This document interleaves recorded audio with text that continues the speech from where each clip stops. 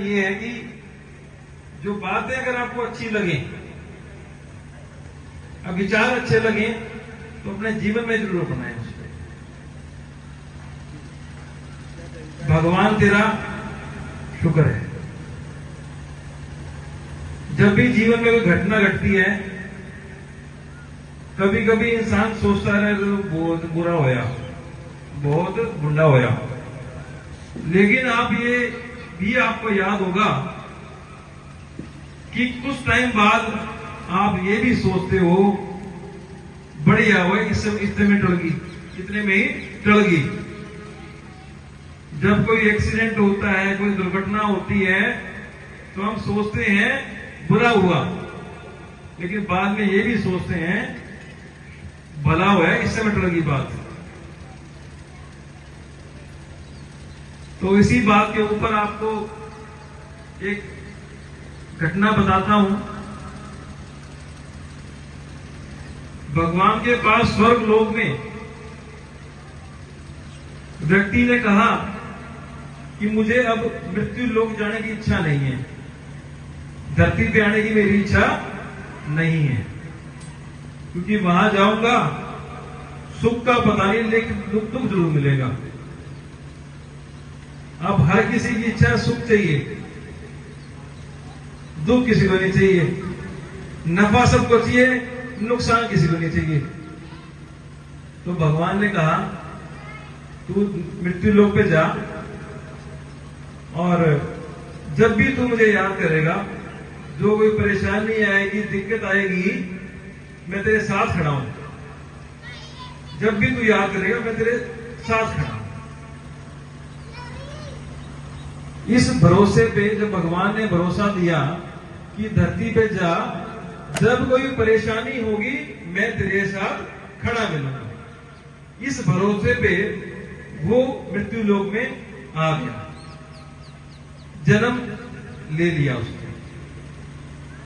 जन्म लेने के बाद बचपन में जब छोटी छोटी चोट लगती, तो उसको याद आता कि भगवान ने कहा था जब भी तू मुझे याद करेगा तेरे साथ खड़ा रहूंगा।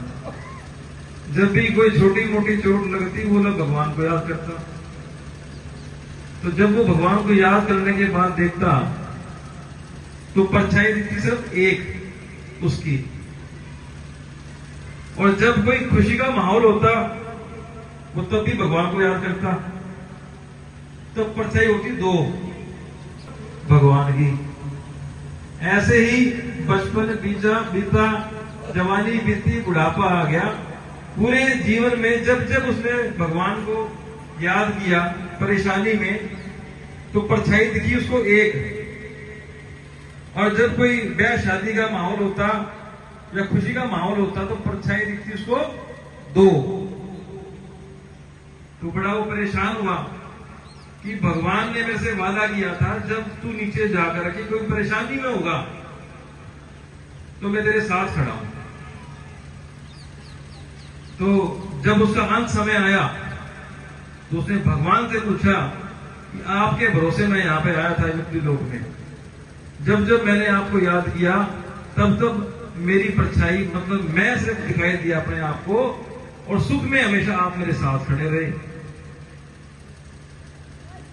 तो भगवान ने कहा जब जब तूने परछाई देखी अपनी, जब जब तू परेशानी में था, तब तब मैंने तुझे अपनी गोद में उठाया हुआ था। कि दुर्घटना घटी, लेकिन तेरी मृत्यु नहीं हुई, छोटी घटना हुई, बड़ी घटना होने से तुझे बचा लिया, तब तब तुझे अपनी गोद में उठा लिया। इसलिए तुझे परछाई दिखी एक, क्योंकि तू मेरी गोद में था, और सुख में तेरे साथ तब भी खड़ा था। तो कभी कभी जीवन में हम सोचते हैं, कभी मैं लोगों से मिलता हूं तो लोग कहते हैं कि ऐसा हो गया, वैसा हो गया। ऐसा प्रभु की इच्छा है, आपके रवाने जाने से क्या होगा? इच्छा प्रभु की है, तो सब प्रभु की इच्छा है। भगवान तेरा शुक्र है। आप लोगों के बीच अपने यही बात रखना चाहता था। और लेकिन इतना जो मैं चाहूंगा, अपने जीवन में बातों को जरूर उतारें।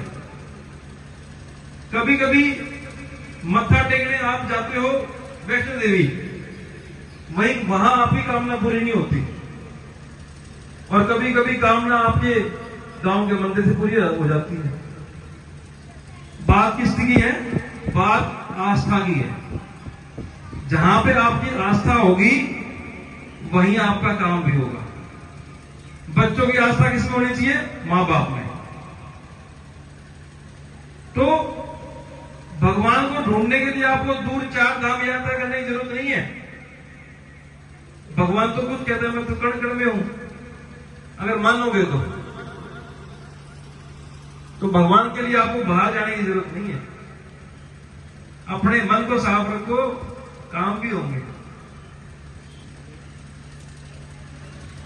तो यही विचारों के साथ आपसे अपनी वाणी को विराम देता हूं,